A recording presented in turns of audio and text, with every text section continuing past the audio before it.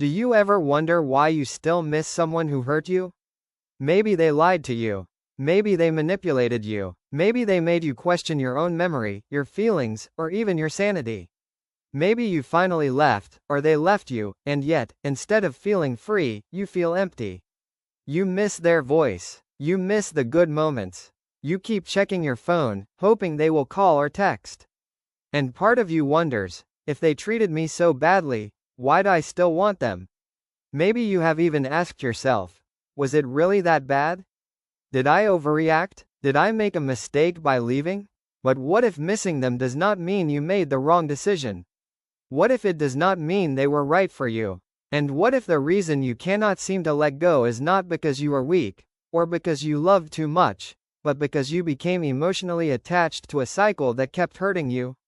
This may be trauma bonding.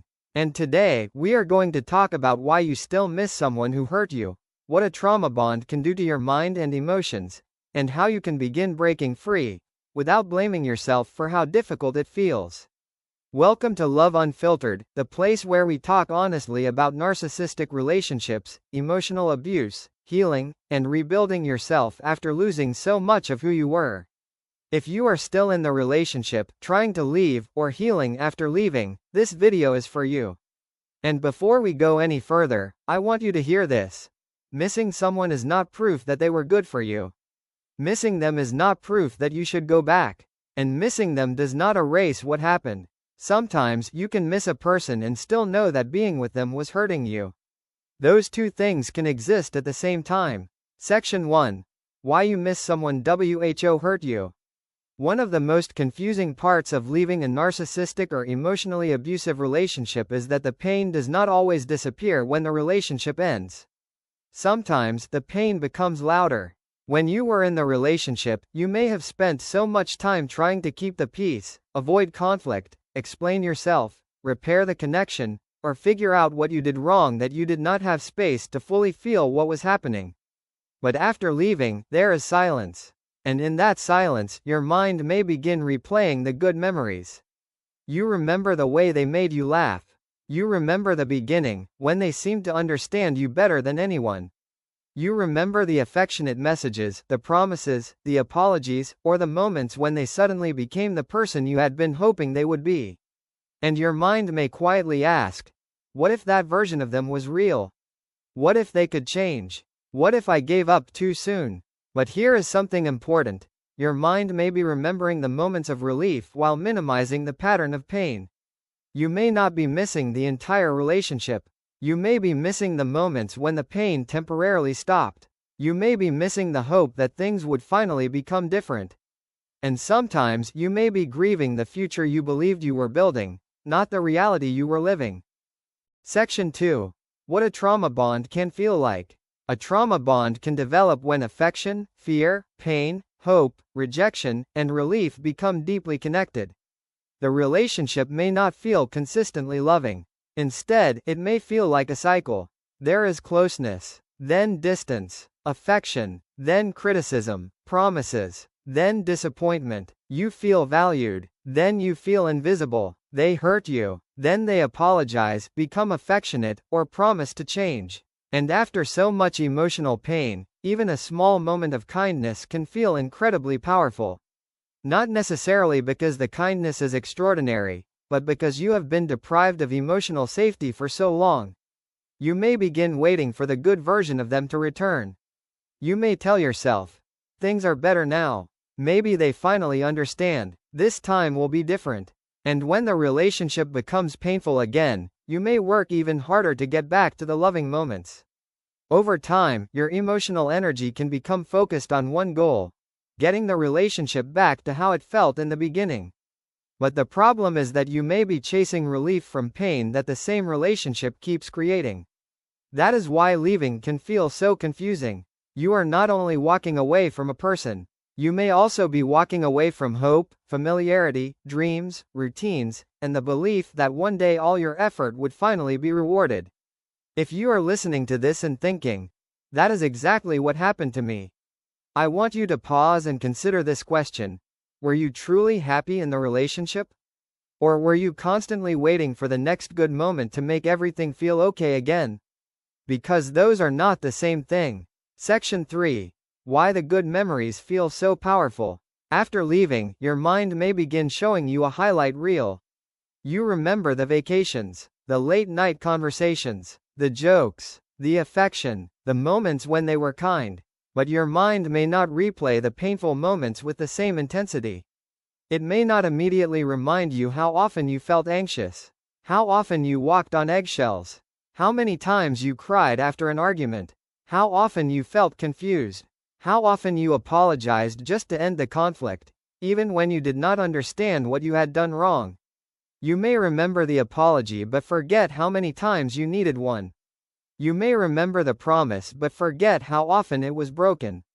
You may remember the affection but forget how unsafe or uncertain the relationship made you feel. This does not mean you are being dishonest with yourself. It means grief can be selective. And when you are lonely, overwhelmed, or afraid of the future, familiar pain can sometimes feel safer than unfamiliar freedom. That is why missing them can feel so convincing. But a feeling is not always a direction. You can feel the urge to return without needing to act on it. You can miss them without reopening the door. Section 4. You may be missing who you hoped they would become. 605 to 725. Sometimes, the hardest person to let go of is not the person they consistently were. It is the person you believed they could become. Maybe you saw their potential.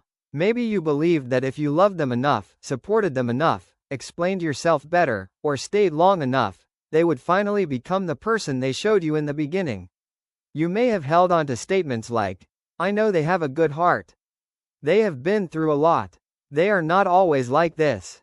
They promised they would change." And maybe part of you still believes, if I leave now, what if they finally change for someone else?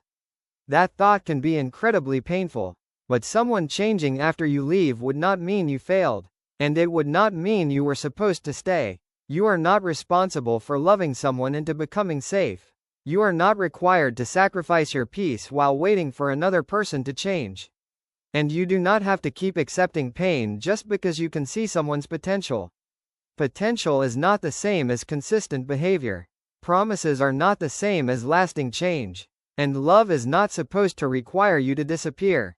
Section 5. Why going back can feel like relief. 725 to 845.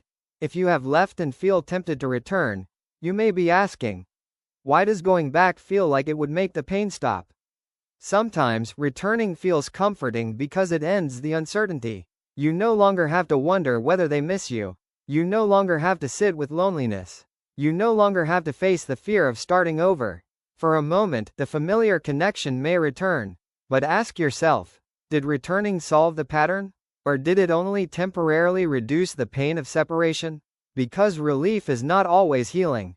A message from them may calm your anxiety for an hour. An apology may give you hope for a few days. A loving moment may make you believe everything is finally different.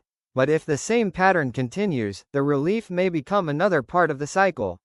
And this is why breaking a trauma bond can feel difficult. You are not only learning how to live without them, you may also be learning how to tolerate emotions that the relationship taught you to escape by going back. Section 6. How to begin breaking the trauma bond. 845 to 1055. Breaking a trauma bond is not always one dramatic moment. It can be a series of small decisions. A decision not to send the message. A decision not to check their social media. A decision to tell yourself the truth when your mind only remembers the good moments. A decision to choose peace, even when peace feels unfamiliar. Here are 5 ways to begin. Step 1. Write down the full reality. Do not only write down the good memories. Write down what happened. How did you feel most of the time? What did you repeatedly forgive? What did you have to ignore to keep the relationship going? What parts of yourself became smaller? When you miss them, read the full story, not only the beautiful chapters. You are not doing this to create hatred. You are doing it to remain connected to reality. Step 2. Separate love from access. You may still love them. You may still care. You may still wish things had been different. But love does not automatically mean someone should have access to you. You can care about someone and still protect yourself from them. You can wish them well from a distance. And you can accept that love alone was not enough to make the relationship healthy. Step 3. Reduce the things that restart the cycle. If it is safe and practical, consider reducing contact. Stop checking their social media. Do not repeatedly reread old messages. Remove reminders that pull you back into the fantasy of who you hoped they would become. Every time you return to the cycle, the emotional attachment may become harder to understand. Creating distance is not punishment. Sometimes, distance is how your mind and emotions finally get the quiet they need to heal. Step 4. Expect grief. Healing may not feel like immediate happiness. You may feel sad. You may feel lonely. You may miss them. You may even feel guilty. Those feelings do not mean you made the wrong choice. Grief is not proof that you should return. Sometimes, grief is proof that something mattered to you, even if it was also harmful. Allow yourself to grieve the relationship, the hope, and the future you imagined. Step 5. Rebuild trust in yourself. A painful relationship may have taught you to doubt your instincts. You may ask everyone else what you should do because you no longer trust your own judgment. Start small. Notice what makes you feel calm. Notice what makes you feel unsafe. Pay attention to whether someone's words match their actions. Keep promises to yourself. Every time you honor a boundary, listen to your feelings, or choose what is healthy for you, you begin rebuilding the relationship that matters most, your relationship with yourself. Conclusion: if you still miss the narcissist who hurt you, please do not use that feeling as evidence that you belong together. Ask yourself, what am I truly missing? Is it them? Or is it affection? Is it safety? Is it companionship? Is it the hope that they would finally become who they promised to be? Because the things you need, love, peace, emotional safety, consistency, and connection, are real needs. But you do not have to return to the person who hurt you to meet them. You are allowed to miss someone and continue moving forward. You are allowed to grieve and still protect yourself. You are allowed to love someone and accept that the relationship was not healthy for you. And you are allowed to choose peace, even when part of you is still learning how to live without the chaos. If this video helped you understand why letting go has been so difficult, please like this video.